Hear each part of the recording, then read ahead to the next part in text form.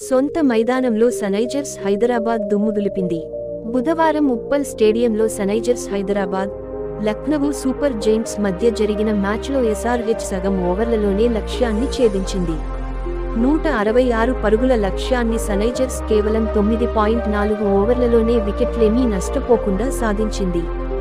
Sunrisers బ్యాట్స్మెన్లు Abhishek Sharma, Travis Head మెరుపు batting ముందు కేఎల్ రాహుల్ సేన నిశ్చేష్టులై నుంచుంది. కానీ ఈ మధ్యలో మైదానంలో జరిగిన ఓ సంఘటన ఇప్పుడు సోషల్ మీడియాలో వైరల్గా మారింది. దీనిపై అభిమానులు అనేక అనుమానాలు, ఆగ్రహాలు వ్యక్తం చేస్తున్నారు. మ్యాచ్ అయిన తరువాత లక్నవూ టీం యజమాని సంజీవ్ గోయంకా కెప్టెన్ కేఎల్ రాహుల్తో డగౌట్లో చాలా సేపు మాట్లాడారు. ఆ సమయంలో సంజీవ్ చాలా కోపంగా చేతులు చూపుతూ రాహుల్కు ఏదో చెబుతున్నట్లు కనిపించారు. కేఎల్ రాహుల్ మాత్రం ప్రశాంతంగా ఆయన మాటలు వింటూ కనిపించారు. ఈ విషయానికి గురించి కామెంటేటర్లు కూడా మాట్లాడారు.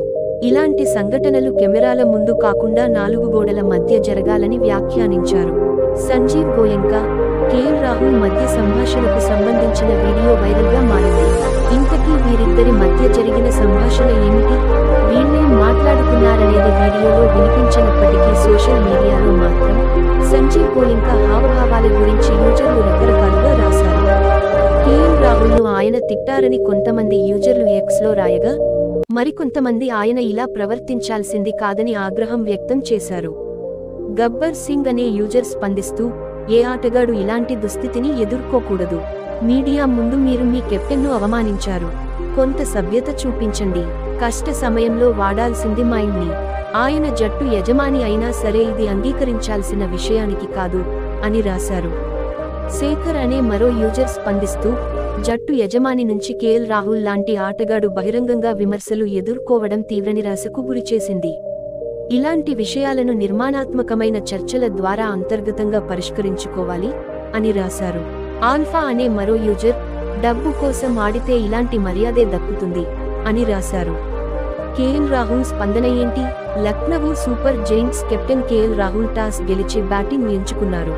మ్యాచ్ పూర్తయిన తరువాత కొన్ని ప్రశ్నలకు ఆయన సమాధానం ఇచ్చే ప్రయత్నం చేశాడు. మనం ఇలాంటి బ్యాటింగ్ను టీవీల్లోనే చూసి ఉంటాం. ఇప్పుడు ప్రత్యక్షంగా చూశాం. నా దగ్గర చెప్పడానికేమీ లేదు. పరిస్థితులన్నీ వారికి అనుకూలంగా కలిసి వచ్చాయి. వారి నైపుణ్యాన్ని కొనియాడాల్సిందే. ఓడిపోయే పరిస్థితుల్లో ఉన్నప్పుడు మీరు తీసుకునే ప్రతి నిర్ణయంపై ప్రశ్నలు వస్తాయి. ముందుగా బ్యాటింగ్ చేసి భారీ స్కోరు సాధించాలని భావించాం. కానీ మేం మరో 40-50 పరుగులు చేసి ఉండాల్సింది. పవర్ ప్లేలో మా ఆటగాళ్లు లయ కోల్పోయారు అని చెప్పారు. ఆయుష్ బదాని, నికోలస్ పూరన్ బ్యాటింగ్ను రాహుల్ కొనియాడారు. వారి బ్యాటింగ్ కారణంగానే 166 పరుగుల స్కోరు సాధించగలిగామన్నారు.